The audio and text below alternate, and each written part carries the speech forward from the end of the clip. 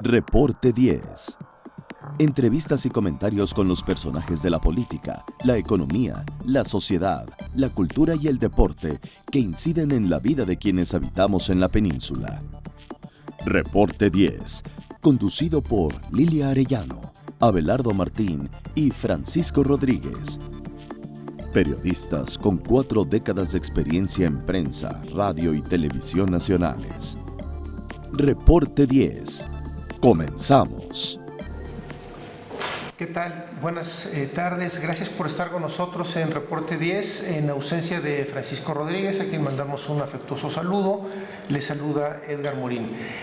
Hoy están con nosotros 2 autores muy interesantes, con una investigación que vale mucho la pena conocer, y me da mucho gusto presentar a 2 periodistas de investigación, Sandra Romandía y David Fuentes, que escriben junto con Antonio Nieto un trabajo que vale la pena conocer, que se llama Narco, Ciudad de México, el monstruo que nadie quiere ver, con prólogo de Héctor de Mauleón.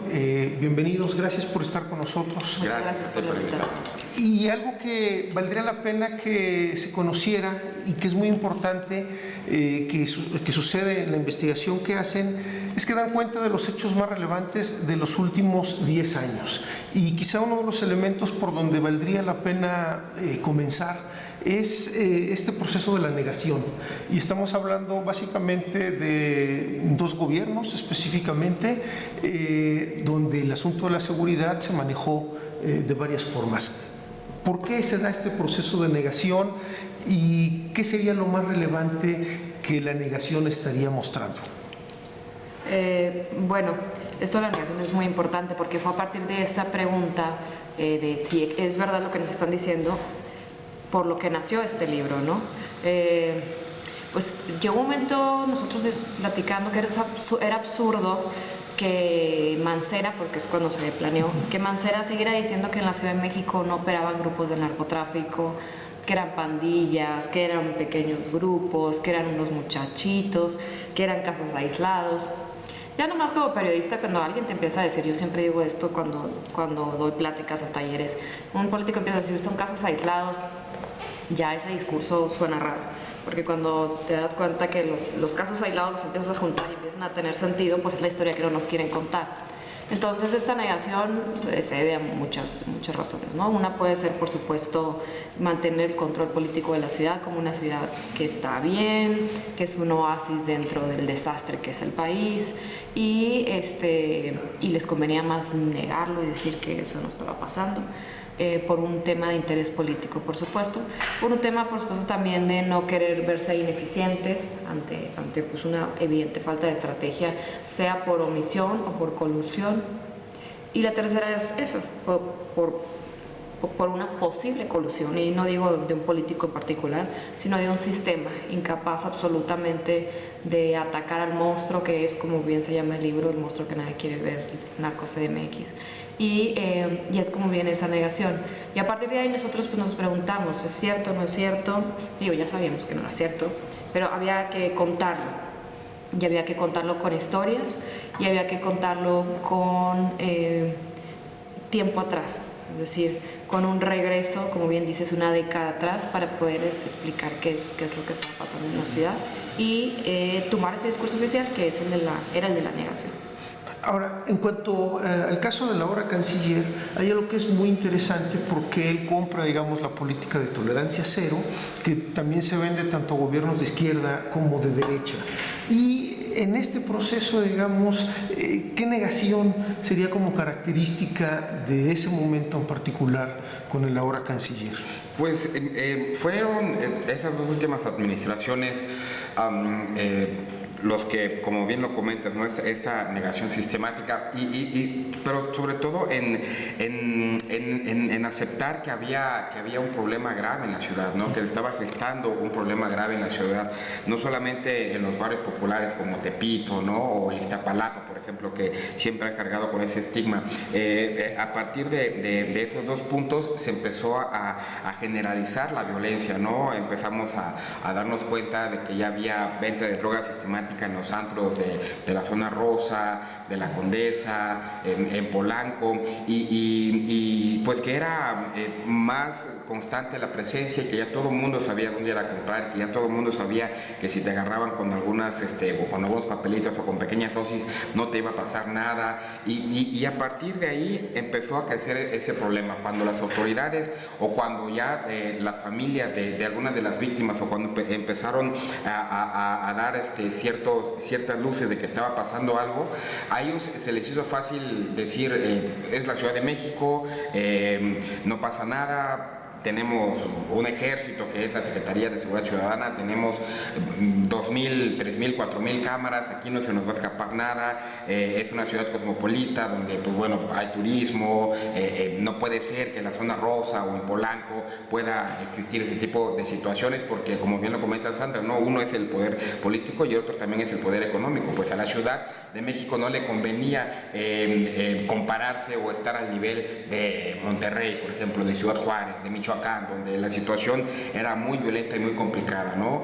Las alertas de los Estados Unidos señalaban no vayas a Acapulco, no vayas a Ciudad Juárez, Tamaulipas, y nunca señalaron la Ciudad de México, cuando el problema era, si no similar, era muy a la par de lo que sucedía en el norte del país, ¿no? Muy por debajo del agua. Ahora, en esta relación, algo que también es interesante que va apareciendo en el libro es cómo, pese a esta negación que dan los políticos por las razones que expones, cómo el mundo criminal tendría otra lógica. Claro. Y ustedes recurren a una serie de fuentes bastante interesantes sobre las que después volveremos, pero en estas fuentes lo que nos aparece es que el crimen organizado de grandes ligas, por llamarle de alguna manera, ya también estaba instalado en la Ciudad de México, es decir, un fenómeno que estaría como en lo micro con lo que tú describes, pero también en términos de las grandes ligas, por razones, digamos, bastante diferentes en algunos casos y en otras con ciertas conexiones.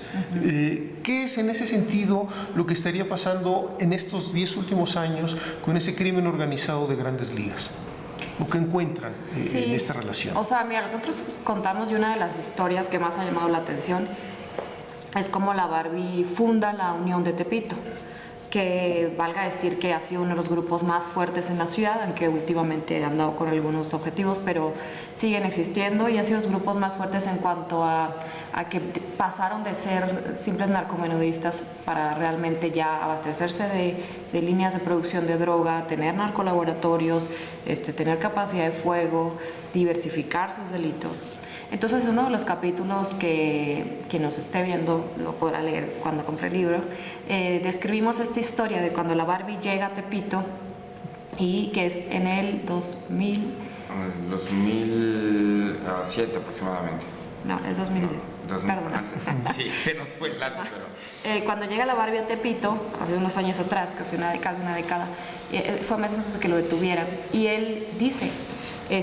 la Ciudad de México siempre ha sido muy compleja para los grandes cárteles, ojo, Entonces, dentro de esta complejidad, los grandes cárteles pues abastecían a narcomenudistas, pero un día la Barbie entra a Tepito y describimos ahí la escena como un comandante de la policía de la Ciudad de México está viendo por las cámaras de que se empiezan a instalar en Tepito diferentes hombres con gorras y con unas cangureras y con camisetas no armados.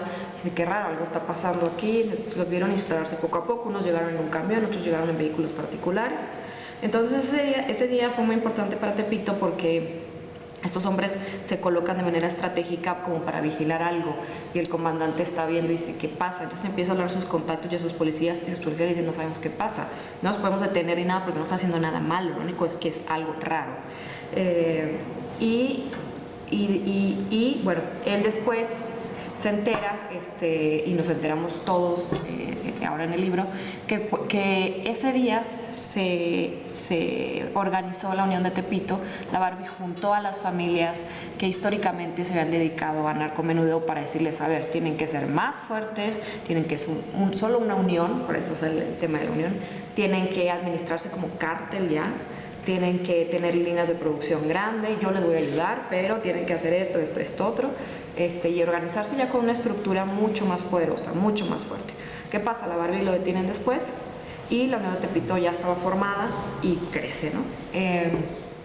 Esto es en cuanto a la relación de los grandes cárteles transnacionales con los grupos de aquí en la Ciudad de México. Y lo otro es que, bueno, desgraciadamente también el otro cártel, el cártel de Jalisco Nueva Generación, ha entrado a la Ciudad de México y una de sus cualidades es hacer alianzas con grupos locales para entrar como más fácil. Ellos hacen alianzas con la gente de la Antiunión, que son los que vienen a competir a los de Tepito, la Unión de Tepito, y bueno, ya vemos presencia del cártel de Jalisco Nueva Generación. Y por otra parte está el cártel de Tláhuac, te estoy hablando como los grupos más fuertes. Un poco antes de llegar a esa parte que es importante, algo que mencionan también en el trabajo, que es como clave para empezar a entender la propia transformación del fenómeno, es lo que ustedes llaman la lucha de los remanentes de los remanentes. Sí. Porque digamos, antes de esta parte que estás mencionando, hay algunos otros remanentes que van quedando. Si nos puedes explicar un poco esto antes de ir a un corte. Sí, es la famosa atomización de estos pequeños grupos, ¿no? A los cárteles internacionales o transnacionales, como los identifica la autoridad, se les complica el ingresar a la Ciudad de México, ¿no? Y ese era parte del argumento que daban las autoridades. Uno menciona delincuencia organizada o cárteles y lo primero que se nos viene a la mente es hombres armados en pick-ups, ¿no? Con camisa a cuadros y sombreros. Eso posiblemente no lo podamos ver en el centro de la ciudad. Digo, si nos vamos a la periferia, a Tláhuac, a Valle de Chalco, es más probable, ¿no? Pero en la zona centro es muy difícil por la misma complejidad que tiene la ciudad.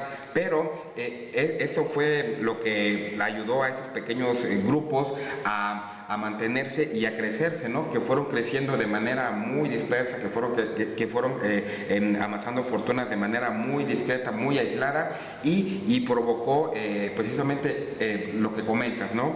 Que eran 5 grupos o que en un principio eran 2 familias y que al momento en el que esas familias se empezaron a dividir, pues empezaron a surgir 5 grupos más y eso no lo detectaba la autoridad, ¿no? Porque eran como pequeños grupitos independientes que vendían en alguna colonia o en una calle, pero que cuando se dio este fenómeno de que los empezaron a unir a todos, pues se dieron cuenta que todos trabajando de una sola manera tenían mucho más fuerza, ¿no?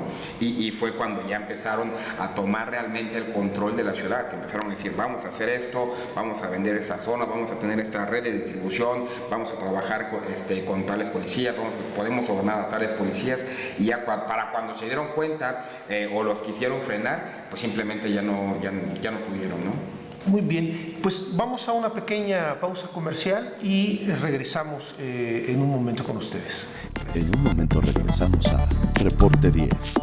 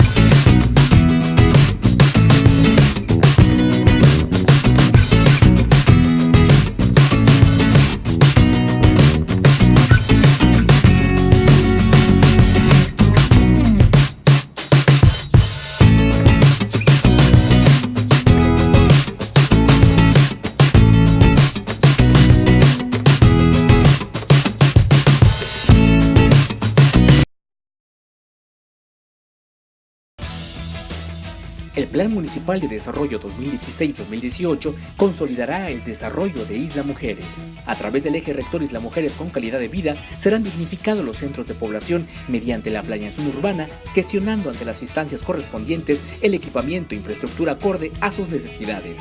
Hoy, gobierno y sociedad suman esfuerzos haciendo futuro por un mejor Isla Mujeres.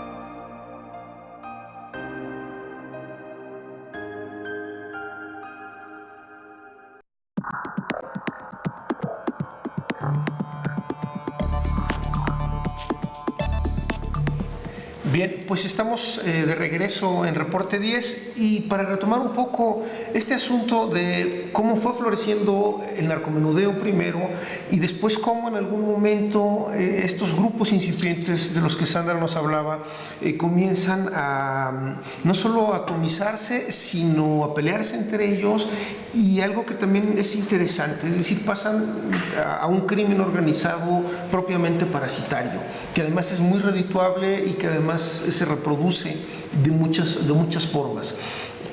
¿Qué sucede en esta segunda parte, digamos, de la transformación o la consolidación de este grupo llamado La Unión y luego la Antiunión, y luego además un tercer grupo que es muy importante, quizá el más importante, y que curiosamente ni siquiera se menciona luego en los medios? ¿Cómo se da esta transformación? Bueno, como estábamos comentando, pues tiene que ver con este momento importantísimo para la historia de Tepito, que es la fundación de la Unión de Tepito cuando llega la Barbie, y a partir de esto, pues estos grupos empiezan a hacerse como más fuertes, tener la capacidad de fuego, que es lo que nosotros decimos de tener armas de alto calibre, de tener una capacidad de secuestrar, torturar a sus enemigos o a quien no les paga bien. Últimamente, bueno, hace 2 años, año y medio, nos empezamos a dar cuenta de escenas horrorosas como cuerpos tirados en la avenida Insurgentes, es decir... desmembrados, ¿no? Algo que jamás se imaginó que se podía... Exacto, la narrativa de su violencia empezó a cambiar, copiando a los cárteles violentos grandes que habíamos estado viendo en el norte y en el centro del país y en otras partes, ¿no? Surge entonces también el cártel de Tláhuac, que es uno muy fuerte, muy poderoso, incluso por la ubicación donde está. O sea, él logra tener nexos con productores de droga que vienen desde Guerrero y Morelos, y así hacerse más grandes. Es un cártel un poco distinto, ellos se autodenominan cártel, porque es familiar, y porque tiene sus raíces en un tema familiar, en el que se va pasando el negocio de padre, hijo, cuñado, hermano, nuera, y así se va desarrollando. En el caso de Tepito, volviendo al tema de la Unión, ha cambiado mucho, porque la unión inicial, digamos la principal, que era esta de Pancho Cayagua, que fue el que estuvo en esta reunión, y que después de su asesinato toman el control otros y le llaman la Unión del B, también se llegó a llamar la Unión Insurgentes, según, es como casi como, no quiero decir una franquicia, pero es un término que ellos fueron como tomando. Económicamente tendría mucho ese sentido de franquicia criminal. Sí, exactamente, y sobre todo por la marca, ¿no? Tú llegas a una de estas fechas y dices, en cualquier antro, vengo a vender droga de parte de la Unión de Tepito, te vengo a ofrecer de parte de la Unión de Tepito, y sí te genera cierto miedo, ¿no? Entonces ellos, para apoderarse de esa marca y el miedo que eso infunde, dijeron, somos la Unión, pero ahora lo dirige esta persona, ¿no? O yo soy el jefe, pero ¿para qué le cambio el nombre a toda una estructura que ya se ha ganado la intimidación de los empresarios o de cualquier otra persona, ¿no? Entonces usan esa marca como tal. Ahora, es interesante cómo esta marca, digamos, tiene pues un respaldo en lo físico, es decir, tienen esta capacidad de la que tú hablas, pero cómo también entra un componente, me atrevería a llamarlo casi del imaginario, claro. Es decir, en un imaginario social y colectivo, donde la palabra cártel parece atraer estos miedos sociales.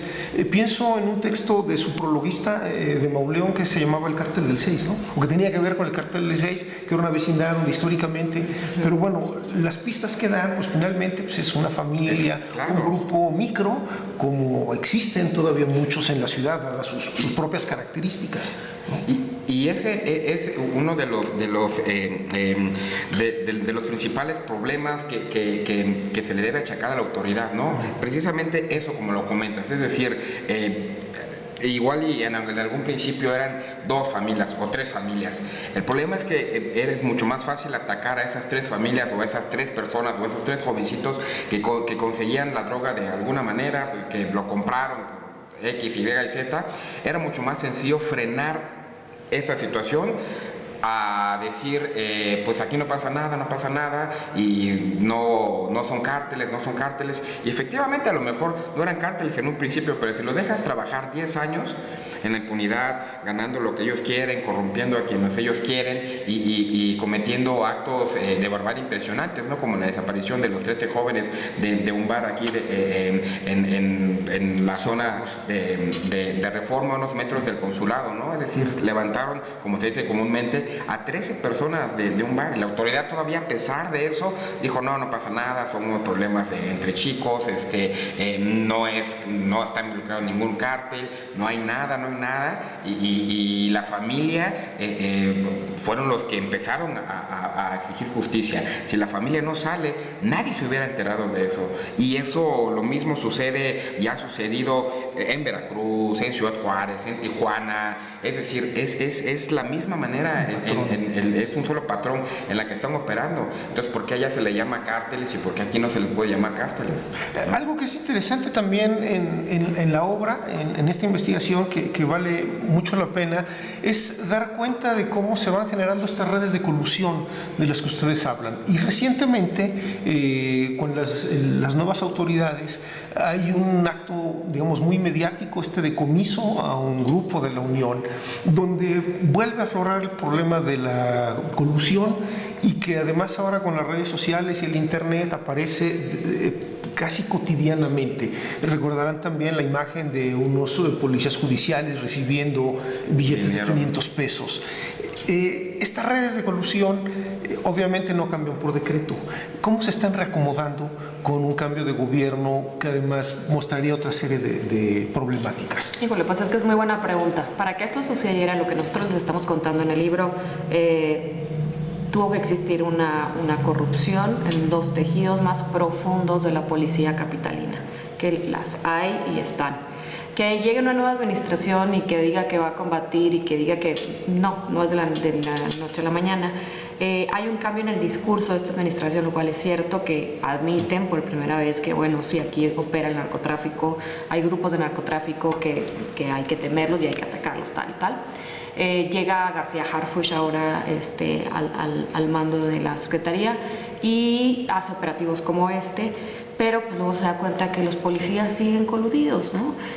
Tienen que ser estrategias muy inteligentes, muy sigilosas, que realmente logren dar con todos los coludidos y sobre todo procesarlos, porque esta noche, por ejemplo, vamos a publicar en La Silla Rota un trabajo que habla de cómo un mando que fue exhibido frente a un capo, teniendo, digamos, relación con su gente, etcétera, sigue trabajando, ¿no? Entonces son muy pocos los casos donde realmente los procesan a los policías de ahí. Sí, es increíble, ¿no?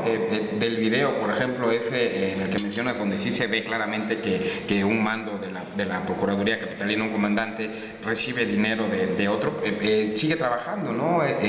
La sanción que les hacen es una sanción administrativa, pero no los pueden retirar. Incluso en el informe más reciente de la Procuradora Ernestina Godoy, dio un dato importante, ¿no? Dijo: el 40% de los elementos de la policía de investigación no son aptos para la nueva fiscalía. ¿Por qué? Porque no están capacitados, reprueban los exámenes de confianza que les aplican, tienen malas praxis. El problema es de que, ¿cómo corres a ese 40%? Te quedas sin policías de investigación. Ahora, si trasladas ese problema a la Secretaría de Seguridad Ciudadana, la fuerza que tanto presume el gobierno capitalino, estamos hablando de, si quieres tú un 40%, 50%, te quedas sin policías. ¿Qué haces sin todo ese personal? ¿A dónde se van a ir? A la delincuencia organizada. Entonces, ¿qué te queda?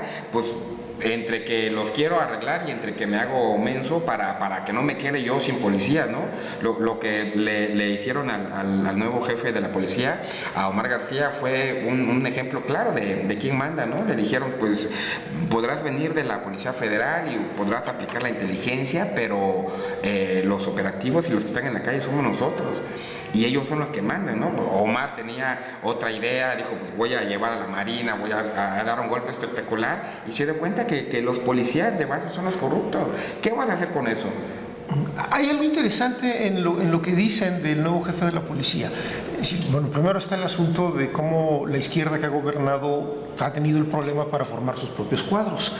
Luego cómo también se reconvierten familiarmente, es decir, los herederos de los herederos, incluso los herederos de la revolución, son los que siguen como a cargo de esto. Pero si bien es cierto que cambia el discurso, o sea, en los hechos, la policía sigue cotidianamente deteniendo a jóvenes, deteniendo a vendedores menudistas, algunos casos vinculados con estas organizaciones, algunos otros independientes, digo, dadas las dimensiones de una ciudad como esta. Entonces, ¿cómo ven esta contradicción o cómo explicamos esta contradicción entre este cambio de narrativa frente a hechos cotidianos? Y después entramos al otro asunto que es importante. Se supone que se va a regularizar el uso de algunas drogas, bueno, particularmente la marihuana. Entonces, ¿de qué sirve todo esto frente a este otro problema? Sí, claro. Bueno, el tema de la marihuana es un tema, ¿no? Porque, pues sí, se va a regularizar o probablemente se legalizará, etcétera. Pero pues ahorita lo que se consume, lo que genera la violencia y el dinero son otras cosas. Entonces, la pregunta, ya nos estamos desviando un poquito, pero es interesante. La pregunta es, pues se tendría que legalizar todo, ¿no? ¿Qué parte sí, cómo? Pero mientras el dinero de esa industria siga en manos ilegales, va a seguir habiendo sangre, violencia y todo lo que estamos viendo, ¿no? Porque lo grave también es que el crimen organizado está relacionado a 21 delitos, según el INACIPE. Entonces empiezan a secuestrar, a cobrar piso, que es lo que más nos ha dolido a los capitalinos probablemente. El cobro de piso, como lo documentamos a partir de 2012-2013, empieza a crecer exponencialmente y ahora bares, restaurantes de zonas donde uno anda cotidianamente, resulta que a escondidas pues tienen que estar pagando, ¿no? Cobro de piso, invasión de predios, secuestro, extorsiones, etcétera. Y empiezan a tomar la ciudad. Y esta corrupción con los policías de base, con los policías que deberían ser los que nos cuidan cuadra a cuadra, hace también que si estos grupos dicen, bueno, si vendo droga y hago todo y no me pasa nada, pues qué tal que también voy a cobrar piso. Y qué tal bien que me voy a hacer de ese edificio que está ahí y me voy a meter a la fuerza. Y que me voy a robar unas jovencitas y las voy a poner a prostituirse. Entonces, el problema con esa corrupción es que va generando un monstruo cada vez mayor, que es el que intentamos narrar aquí. Sí, y además el problema es mucho más complejo, ¿no? Es decir, esta nueva administración, sí, es cierto que fue un acierto el que cambiaran ese discurso, lleva muy poco tiempo, pues, ¿no? Y Sheinbaum lleva un año, va a cumplir un año, Omar García lleva 3-4 meses en la policía. El policía que te cuida en la calle, el que patrulla, lleva 10 años allá afuera. Es decir, eso no lo vas a poder cambiar, ¿no? Lleva 10 años ganando 10, 15 mil pesos al mes, ¿no? La delincuencia organizada les puede dar eso y te dice, ahí te va, cuídame este punto, hazme este trabajo, no digas nada, avísame de algo. Y el policía ahí se va a quedar. El jefe de la policía se va a ir 3 años, 4 años, 1 año y medio, si comete algún error grave o si se cansa y se va, y el policía ahí se va a quedar, y va a llegar otro y ese policía y se va a quedar. ¿Cómo cambias eso?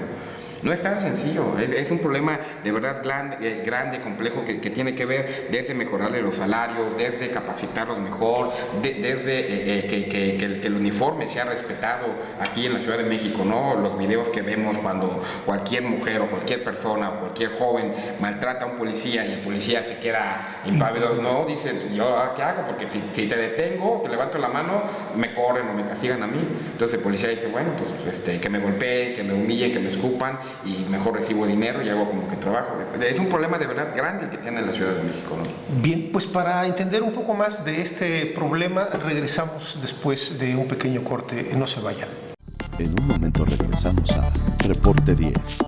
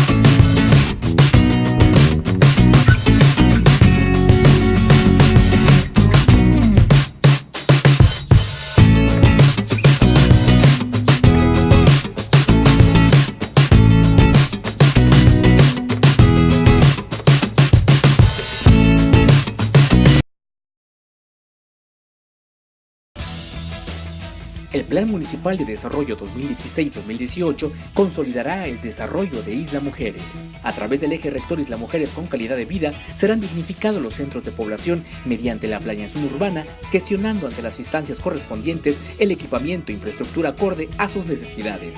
Hoy, gobierno y sociedad suman esfuerzos haciendo futuro por un mejor Isla Mujeres.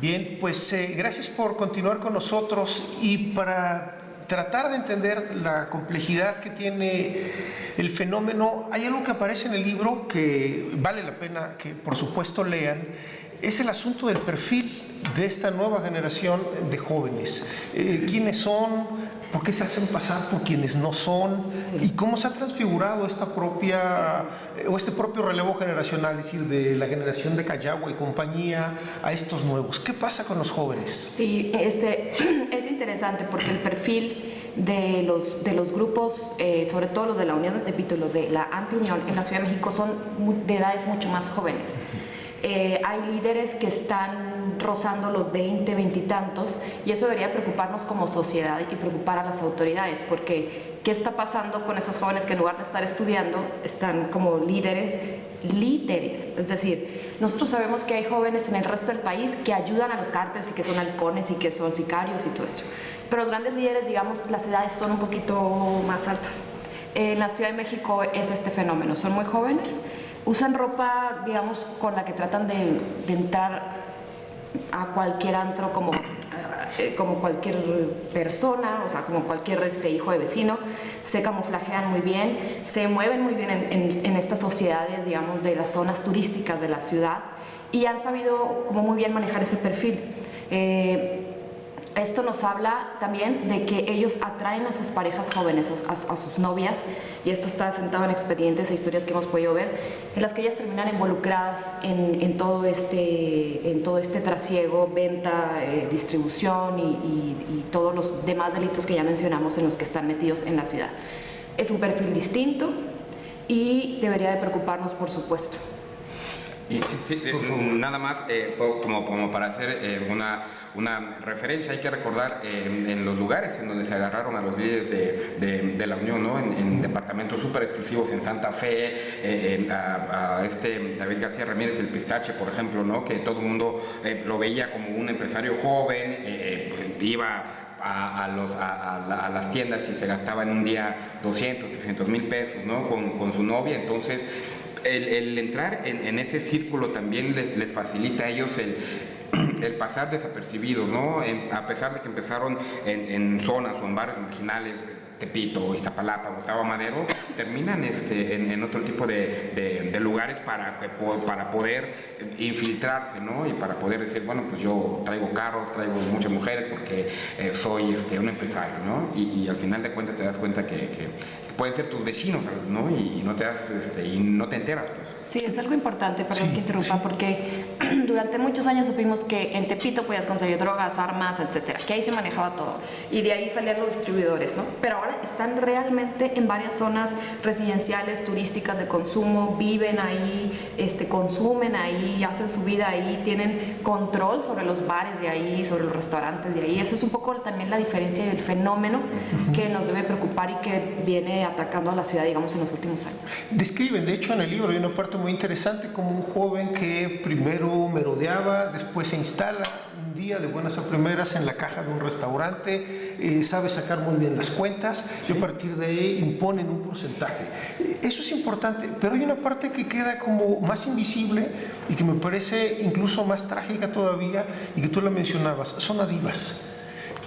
Como esta red, digamos que es de jóvenes, que es un perfil totalmente diferente al de otros grupos criminales, ¿no? Que es una trayectoria criminal, es decir, no dirige un mocoso un cártel transnacional. ¿Cómo entonces se cruza con el problema de la migración, de la trata y lugares, digamos, bastante tenebrosos como ya la ya desarticulada zona Divas, y además de la que aquí también vienen algunas historias que se entrecruzan? Pues es parte del fenómeno, ¿no? Que como bien lo comenta Sandra, que son estos jóvenes que al momento de asumirse como poderosos o como importantes dentro de esa estructura criminal, se les facilita el que puedan corromper, el que puedan participar con esas mujeres, el que puedan contratar a estas mujeres. Si bien es cierto que Zona Divas, por ejemplo, no trabajaba directamente con la Unión de Tepito, no eran socios, sí parte de estos líderes contrataban a esas chicas, ¿no? A las que lamentablemente por otra circunstancia venían de Venezuela principalmente, de Colombia, de Argentina, y que los propios administradores de esa página sabían cuál era el target que le gustaban a estos pequeños jóvenes, y lo primero que hacían era importarlas y ofrecérselas a ellos, ¿no? Y una vez que se lo ofrecían a estos líderes, pues entablaban una cierta relación, si no sentimental, por lo menos económica. Y esto, pues, a ellos, o a su pensamiento, les daba el poder de poder hacer con ellas lo que quisieran, y de ellas también permitir eso, ¿no? El caso, por ejemplo, el de esta joven venezolana, Kelly, la del video, ¿no? Donde ella sale golpeada y dice, me golpeó el pozole, es la segunda vez que me golpea, me dijo que no hiciera nada. No sé a quién pedirle ayuda, es decir, es algo realmente complicado, ¿no? Porque si bien era un joven de 22 años el que hacía todo, el que las tenía realmente viviendo con mucho miedo, no pasó nada hasta que lamentablemente esa chica pues fue encontrada sin vida, que la familia dijo, quiero saber qué pasó con mi hija, y las autoridades voltearon a ver esa situación, y fue cuando se descubrió que no solamente era ella, eran varias las que pasaban por eso, ¿no? Hay algo que también es muy importante y que generalmente cuando uno lee un libro de este tipo de investigación periodística omite, pues son las implicaciones y las dificultades para hacerlo. Bueno, como descubrirán en el libro, pues hay fuentes de inteligencia, entre otras cosas. Pero hay un componente que a mí me llama mucho la atención y que es el asunto del género. Es decir, no necesariamente es explícito en el libro el problema de género, pero digamos, ¿cómo incide o cómo puede incidir el género para hacer periodismo de investigación y luego periodismo de temas, digamos, tan complejos como este en un país como este? ¿Cómo entra el género en todo esto, Sandra? ¿Te refieres al género en cuanto a los personajes o en cuanto a el género en la perspectiva, digamos, una perspectiva de género sobre cómo abordar temas de tipo criminal? Sí, bueno, es muy importante. Para mí las mujeres deberíamos estar haciendo también más cosas criminales en lugar de dejárselas a los hombres, porque a veces hay un lenguaje que estigmatiza a la mujer, que la pone de cierta manera. Yo no soy partidaria de estas descripciones de curvilínea, que no sé qué, como describiéndolas como si fueran un objeto, ¿no? Entonces, en el libro fue a 6 manos, no está firmado por cada capítulo, lo hicimos como entre todos, y todo pasaba por las manos de los 3 y la revisión de los 3. Y bueno, eso es importante, como en el periodismo en general. En el portal, que tengo el honor de tener la dirección editorial, que se llama La Silla Rota, tenemos una página de género que se llama La Cadera de Eva. Y esta página sobre género, este micrositio dentro de La Silla Rota, sirve para que haya una visión transversal en todos los temas de La Silla Rota y a la nota roja, en todos, para que no se nos vaya a ir este lenguaje luego machista, sexista, que nos ha dominado por años. Yo no digo que sea una tragedia, ¿no? Es parte de una cultura que poco a poco tenemos que ir cambiando. Y por supuesto que ser periodista mujer en un mundo pues dominado por hombres históricamente, Es un poquito luego más difícil, pero no, y la verdad que el trabajo que hicimos los tres fue como muy coordinado, fue muy respetuoso y sí, cada quien cuidó diferentes ángulos. Yo siempre me preocupo por el tema del lenguaje, que sea respetuoso con las mujeres. Porque además, digamos que el lenguaje puede invisibilizar una serie de cosas y hacer más visible esta como reproducción de estereotipos, todo esto que criminaliza. Y perdón, hay un poco algo que también me llama mucho la atención. Durante estas guerras entre grupos criminales, porque tiene que ver con el trabajo periodístico, hay filtraciones a los medios malintencionadas. ¿Cómo explicar esta transformación también de la delincuencia que puede manipular a cierta prensa y cómo en términos de investigación ir filtrando todo este flujo de información, pues, dada la naturaleza, ¿no? Mira, es un poco, sobre todo ese tema, ¿no? Que en muchas ocasiones la autoridad, lo primero, cuando tú obtienes un documento, ya sea reporteando con tu fuente, que obviamente que para que a ti te llegue un documento o para que a ti te llegue alguna fotografía o algún audio es porque ya tienes ya mucho tiempo trabajando con esa fuente, que la fuente ya te conoce, ¿no? Cuando sacamos algo que es contrario a la autoridad o que a la autoridad no le conviene, lo primero que hace para desacreditarte fue una filtración, ¿no? Se la pasó el de enfrente para voltearme a mí, ¿no? Cuando realmente lo que nosotros hacemos es pues reportear, investigar y obtener información que sabemos que es en beneficio de alguna sociedad, ¿no?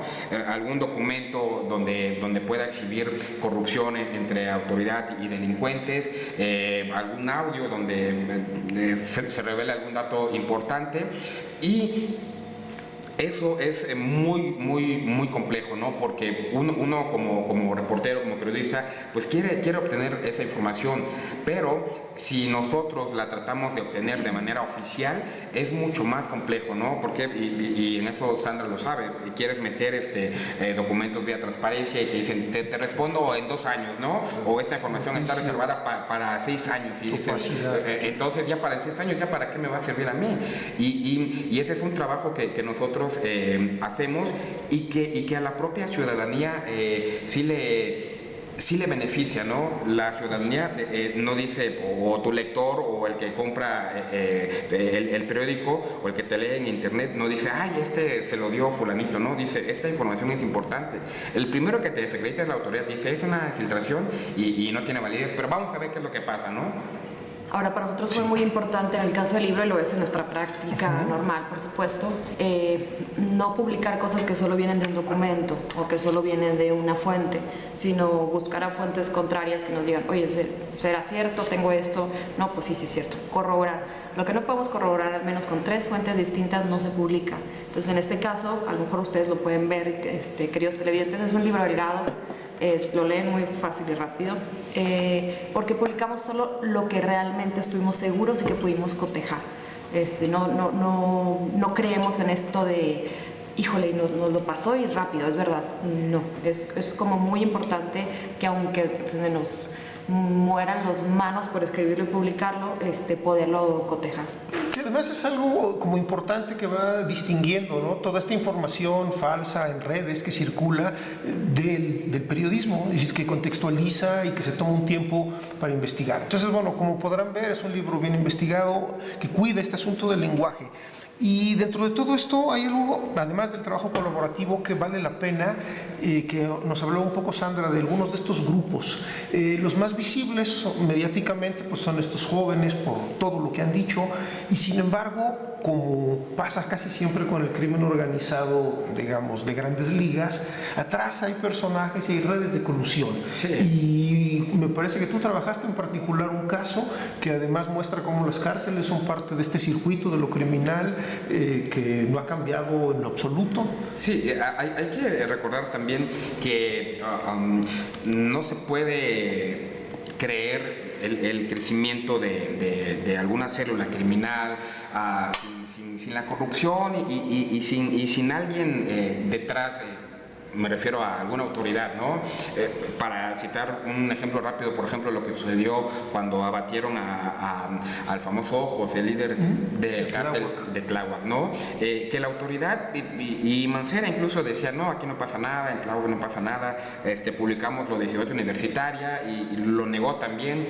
Un mes después entra la Marina por esta persona, ¿no? La Marina, que solamente ha dado golpes espectaculares, fueron los que detuvieron a Chapo Guzmán y a los principales líderes de los cárteles transnacionales, y fueron y se metieron a esa alcaldía ahora por este personaje, ¿no? Y te das cuenta de la magnitud de la fuerza que ya estaba cobrando. Y una vez que se iniciaron las investigaciones, la Secretaría de Seguridad Ciudadana dijo, es que yo estoy checando a 4 policías porque pues no me hacían caso a mí. Ellos decían, yo no me voy a mover de aquí porque aquí en este lugar me dijo el Ojos que yo me quedara, ¿no? Y incluso hay mensajes donde eso le decían a sus mandos. Entonces, lo mismo que sucede en Tláhuac sucede en otro lugar que también ha pasado desapercibido por las autoridades, ¿no? Que son los centros de reclusión aquí, desde donde operan los mayores casos de extorsión o de secuestros o de llamadas que buscan estafarte. Sí, suceden dentro del penal. Sigue existiendo droga dentro del penal. Los delincuentes se sienten seguros, se sienten más seguros dentro del penal que fuera del penal. El sistema de reinserción social es ridículo en nuestro país, ¿no? Da risa. ¿Por qué no da miedo ir a la cárcel? ¿Por qué no da miedo que te detengan robando, asesinando y que te vayas a la cárcel? Porque sabes que ya vas a tener comida, techo, vas a tener todo, ¿no? Y vas a poder seguir operando. Y vas a poder seguir operando. Y afuera, ¿no? Afuera hay que trabajar, hay que cuidarse del vecino, hay que cuidarse que no te denuncien y de los policías.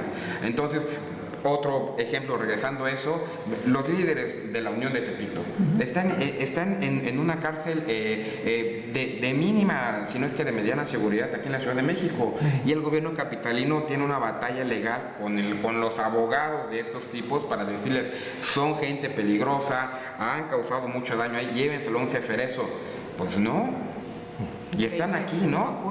Increíble, es decir, que eso ni siquiera el gobierno capitalino los pueda remover. Eso te da una idea del poder económico que tienen esas estructuras, ¿no? Hay que pagarle a los abogados, a los que se tengan que pagar, hay que pagarle para que estén ahí con amparos. Es decir, no es una célula criminal pequeña, no son narcomenudistas, ya tienen toda la estructura y ahí llegan y ellos llevan ya 3, 4 años en lo que se resuelve su caso, ahí se van a quedar y nunca van a ir a parar a una cárcel federal. Es increíble, pues, ¿no? Pues para terminar de esta complejidad, no se vaya, quédese con nosotros, vamos a un breve corte comercial y pues vemos si tenemos futuro o por dónde va a transcurrir el fenómeno. Gracias, no tardamos. Corte. En un momento regresamos a Reporte 10.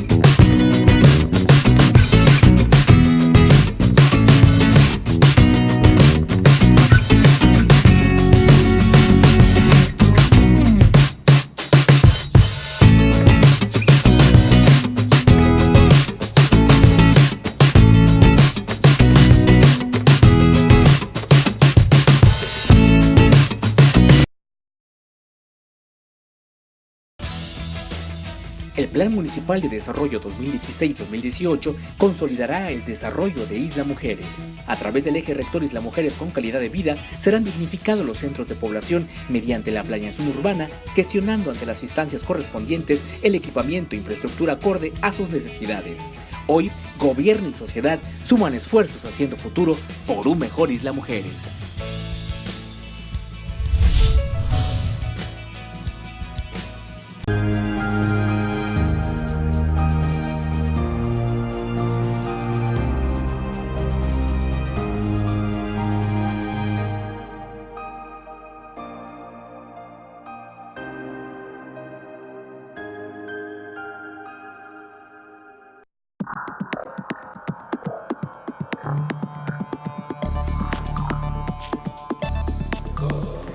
Bien, y frente a toda esta complejidad, ¿hay futuro, hay esperanza? ¿Qué enseña esto? Además de que obviamente pues, hay que hacer más investigaciones al respecto por el interés público, ¿no? ¿Qué futuro nos depara o qué se puede hacer como sociedad? Bueno, yo creo que todos esperaríamos, yo hablo como ciudadana, una estrategia fuerte, clara, consistente sobre la Ciudad de México, porque detener a uno que otro capo o desarticular una casa donde había armas no es suficiente. El megaoperativo que acabamos de ver, pues a lo mejor lo defiende García Harfuch diciendo, bueno, pero esa droga ya no va a llegar a la gente, ni esas armas. Pero tienen que ser un montón más de esos, porque nosotros no nos imaginábamos que en esa zona pues existía algo de tal magnitud, y eso que Lunares, que es a quien buscaban en este caso, es un socio de la Unión, digamos, ¿no? Entonces tiene que ser una estrategia muy dura, muy fuerte, como dice David, quién sabe cómo lo vayan a hacer para eliminar la corrupción de las policías, pero algo que por fin dé resultados y que frene esto, porque esto va creciendo y probablemente, como cerramos el libro en la última página, esta sea la última llamada. Sí, es precisamente eso, ¿no? El problema no es nuevo en la Ciudad de México, el problema es añejo en todo el país. Pero la situación real y el problema realmente grave que yo veo es que si las autoridades ya conocen, si las autoridades ya se enteraron, realmente no hagan nada y lo sigan permitiendo, ¿no? Entonces, para poder frenar toda esta situación, sí hay que hacer trabajo de mucha inteligencia. Ya se comprobó que no te puedes enfrentar con los delincuentes porque los que salimos perdiendo somos nosotros, y aquí en la Ciudad de México es muy pequeña, hay cámaras de vigilancia, la Secretaría de Seguridad en teoría tiene un ejército de elementos patrullando las calles. Como lo dice Sandra, si se aplica realmente la inteligencia y sobre todo también la inteligencia financiera, porque mientras no se les afecta los bolsillos a estos pequeños grupos, van a seguir operando y van a seguir pagando abogados y van a seguir corrompiendo todo lo que quieran, ¿no? Pues bien, tenemos un espejo desde la Ciudad de México hacia otras partes del mundo con sus propias características. David Fuentes, Sandra Romandía, muchas gracias por estar con nosotros. Muchas gracias por la invitación. A ti, gracias. Buenas noches. Buenas noches. Ahora tiene usted a la mano más herramientas informativas para que emita su propia opinión. Comuníquese con nosotros, aporte sus comentarios y sugerencias a los correos y redes sociales que aparecen en su pantalla. Mientras, le invitamos a sintonizar Reporte 10 la próxima semana, a la misma hora, por esta señal que siempre va contigo.